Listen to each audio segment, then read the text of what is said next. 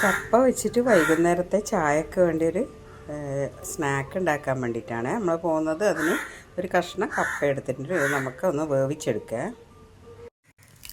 കപ്പ ഞാൻ വേവിച്ചെടുക്കുക. അത് തണിഞ്ഞതിന് ശേഷം ഇങ്ങനെ ഉടച്ചെടുക്കുകയാണ്.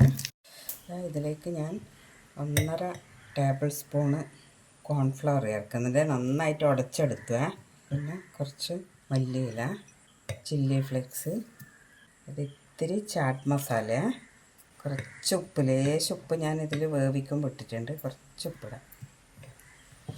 എല്ലാം കൂടെ നന്നായിട്ട് മിക്സ് ആക്കണം. ചപ്പാത്തിക്ക് ആക്കും പോലെ കുഴച്ചെടുത്ത് ഇതിൽ ഞാൻ 1.5 ടീസ്പൂൺ അരിപ്പൊടിയും കൂടെ ചേർത്തിട്ടുണ്ട്. നമുക്കിത് പരത്തിയെടുക്കാം. മറ്റേ പീസ് പരത്താം. നമുക്ക് അടിയിൽ കുറച്ച് എണ്ണ തടവിയാൽ മതി, എന്നാലും അങ്ങനെ ഒട്ടി നിൽക്കില്ല. ഈ തിക്നെസ് വേണം. കട്ട് ചെയ്തെടുക്കാം.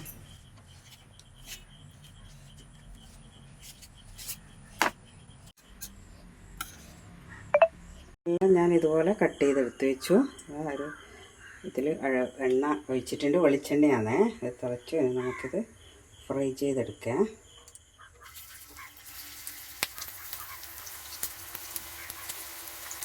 നമുക്കൊന്നത് തിരിച്ചിട്ട് കൊടുക്കാം.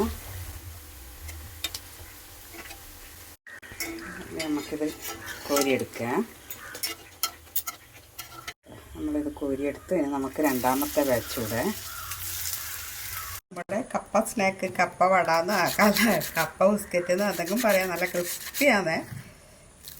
നല്ല ക്രിസ്പി ആയിട്ട് കിടക്കുന്നത്. ഉള്ളിൽ നല്ല സോഫ്റ്റും പുറത്ത് നല്ല ക്രിസ്പി ആയിട്ട് കിടക്കുന്നു. നല്ല സോഫ്റ്റ്.